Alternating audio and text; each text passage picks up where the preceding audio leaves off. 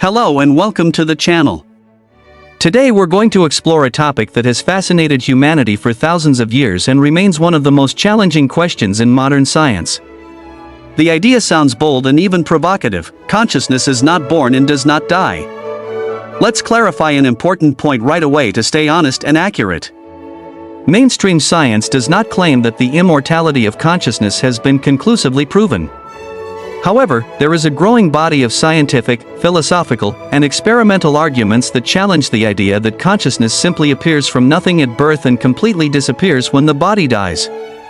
We are used to a simple model: a person is born, consciousness appears; a person dies, consciousness disappears. This model feels intuitive because it is based on biology and brain function. But the deeper scientists study the nature of consciousness, the more questions arise about this seemingly obvious explanation. Let's begin with the most fundamental question: what is consciousness?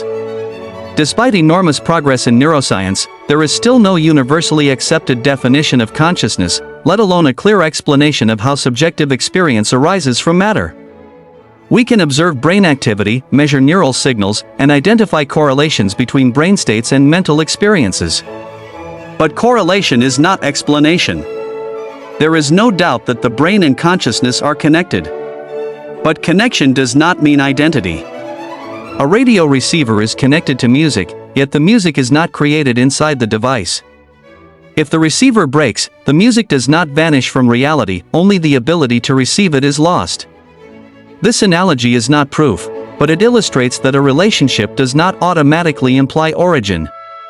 One of the earliest serious challenges to the idea that consciousness equals the brain came from cases where people retained clear awareness despite severely reduced or disrupted brain activity. In medical practice, there are documented situations in which the brain's measurable activity is extremely low, yet individuals report coherent and vivid conscious experiences.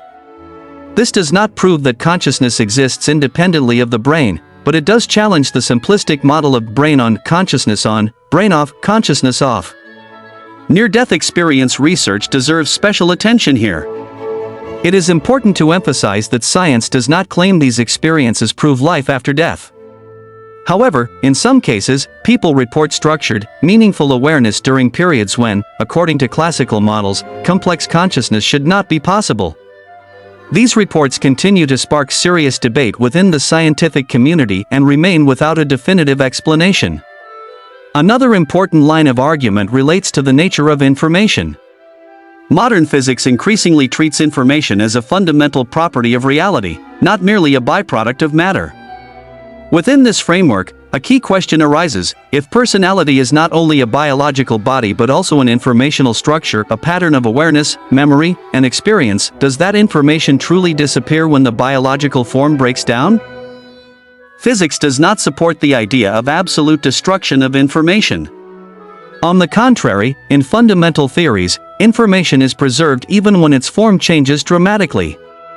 This does not mean that personal identity automatically continues after death, but it makes the idea of total annihilation far less obvious than it may initially seem.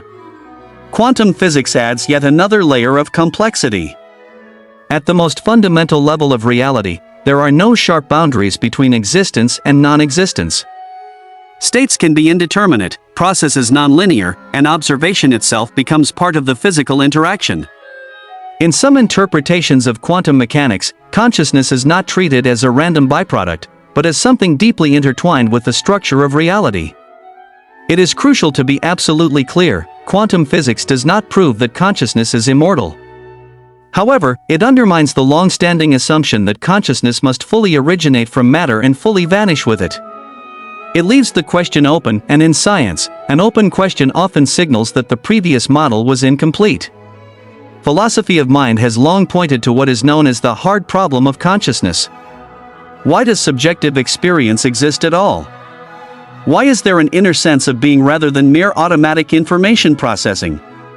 No physical theory has yet explained why electrochemical processes in the brain should be accompanied by inner experience. This leads to an alternative hypothesis: consciousness may not be a product of reality, but a fundamental feature of it, similar to space, time, or energy. In this view, consciousness does not begin at birth or end at death, but instead changes the way it manifests and individualizes. Interestingly, such ideas are increasingly discussed not only in philosophy, but also in scientific contexts. Some researchers propose that individual consciousness may be a temporary localization of a deeper, more fundamental process. This is not mysticism or religion, but an attempt to account for data that does not fit neatly into older frameworks. Fear of death is largely rooted in the belief in a total and absolute end, the idea that everything we are will be completely erased.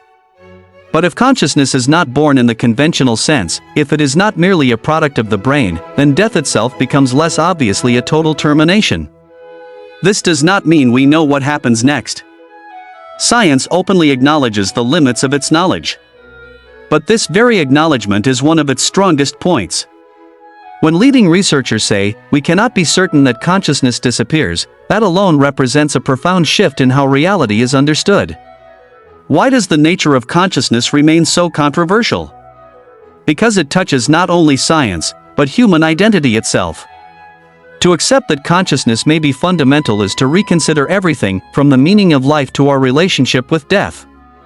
To summarize, there is currently no definitive proof that consciousness is immortal.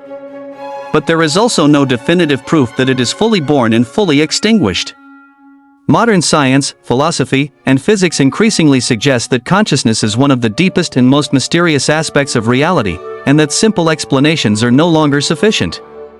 If you're interested in topics at the intersection of science, philosophy, and human experience, if you want to look at reality beyond simplified models, consider subscribing to the channel.